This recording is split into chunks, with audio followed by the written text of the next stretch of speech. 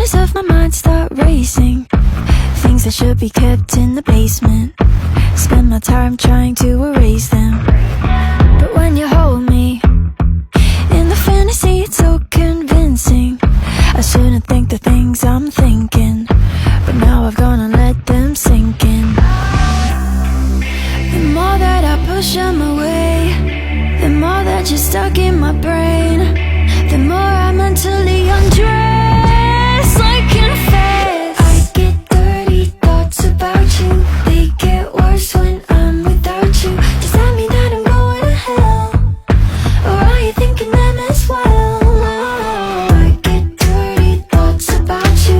They're so strong that I'm about to see them all to you out loud. God can't save me now.